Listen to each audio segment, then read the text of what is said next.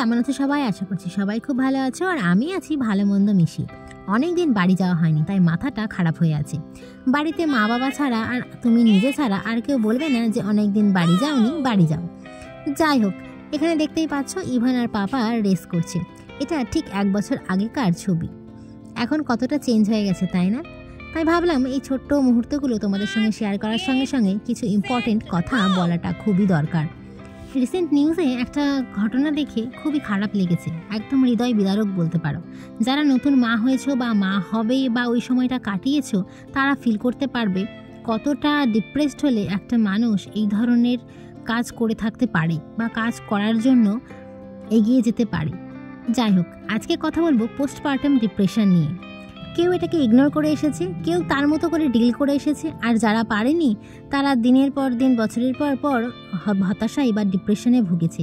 হয়তো তার চারপাশের মানুষ, এমনকি তার পাশে যে শুয়ে থাকে সেই মানুষটাও টের পায়নি। হয়তো সবচেয়ে বেশি হরমোনাল চেঞ্জেস হয় একটা মায়ের শরীরে। তার প্রেগনেন্সি পিরিয়ডটা কিন্তু সেফ থাকলেও তার পরবর্তীকালে তার হরমোনগুলো এতটাই কি বলবো নাচানাচি করে তার শরীরের ভিতর, সে বুঝতে পারে না কখন কি করবে, কি ইমোশন প্লে করবে তার নিজের মাথার মধ্যে। তো মাতৃত্ব যতটা সুন্দর ততটাই কিন্তু ভয়ঙ্কর, এবং এক একজনের কাছে এটা ভীষণ মারাত্মক ভয়ঙ্কর। এবার অনেকে বলতে পারো আমরা অনেক মানুষ করেছি, জানি হয়েছে, এই সমস্ত আমি তো আগে শুনিনি। হ্যাঁ, আগে শোনা যায়নি বা আগে হয়েছে, হয়তো তারা বুঝতে পারেনি বা ইগনোর করেছে, কিংবা হয়তো ভেবেছে যে এইভাবেই জীবনটা চলে যাবে, কিংবা কেউ হেল্প করেছে। মা ছাড়া মা হওয়াটা ভীষণই টাফ।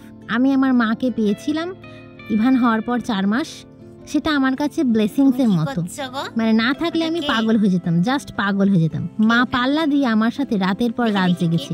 সব মেয়ের মাদের বোধহয় এরকম রাত জাগাটা কমন ব্যাপার।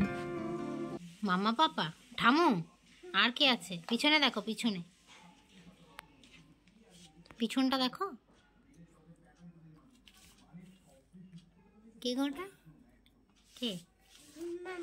মামা আমার পাপা। ও মামাম পাপা। আমরা যারা নতুন মা হতে চলেছি বা মা হওয়ার প্রিপারেশন নিচ্ছি, তারা হয়তো প্রেগনেন্সি নিয়ে অনেক পড়াশোনা করে ফেলি, প্রেগনেন্সি, বেবি রিলেটেড সব কিছু। কিন্তু পোস্টপার্টাম সময়টা নিয়ে আমরা কেউ সেভাবে পড়াশোনা করি না। সেটা কিন্তু এখনকার জন্য ভীষণই ইম্পর্টেন্ট। প্রেগনেন্সিতে টেক কেয়ার কীভাবে করবে, যেটা যেমন ডাক্তারের কাছে জিজ্ঞেস করো, আর পোস্ট ডেলিভারি কীভাবে নিজের টেক কেয়ার করবে, নিজের মনের খেয়াল রাখবে, সেটাও কিন্তু ডাক্তারি পরামর্শ নিতে পারো তোমরা। দরকার হলে পার্টনার বা কোনো মায়ের পরামর্শ নাও। মনটাকে প্রফুল্ল রাখতে হবে তোমার বেবির জন্য, কারণ তোমার বেবির কাছে আর মা বাবার কাছে তুমি ভীষণ দামি। যারা সেকেন্ড বেবি নিচ্ছ তারা অবশ্যই মনে রাখবে যে ফার্স্ট বেবিকে ততটাই প্রায়োরিটিস দিতে হবে, এবং সেকেন্ড বেবিকেও, এবং সেই চাপটা তুমি নিতে পারবে সেটা মনে মনে তুমি ভেবে নাও, এবং চাপটা নেওয়ার ক্ষমতা নিজের মধ্যে তৈরি করো। মারা কিন্তু সব পারে, এটুকুও পারবে নিজের খেয়াল রাখতে, আর সবটাই। আর আশেপাশে কে কি বললো না বললো সেটা তোমার কাছে অতটাও ইম্পর্টেন্ট নয়, তার কারণ তুমি তোমার বেবিদের কাছে ভীষণ দামি। যাক, অনেক বড় ভারী কথা বলে ফেললাম, কি করব বলো। কিছুটা ফেজ আমি এই সময়টা কাটিয়েছি, অনেক রাত দিন, অনেক কি বলবো, ওই কালো রাতগুলো আমি মনে করতে চাই না।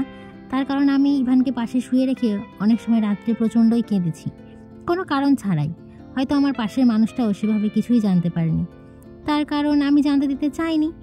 আর আমার ওই সময়টা ভালো লাগতো না কিছুই, খিটখিটে মেজাজ তো হবেই, তার জন্য তৈরি থেকো তোমরা। আর কি বলবো, যেটাই যে ভালো থাকতে হবে, ভালো রাখতে হবে। আমি নিজে কিছুটা ফেজ কাটিয়েছি, তাই বলবো যে সবাই সতর্ক থেকো, ভালো থেকো, আর হ্যাপি থেকো। বেবিটা তোমারই, আর তুমি তার মা। টাটা।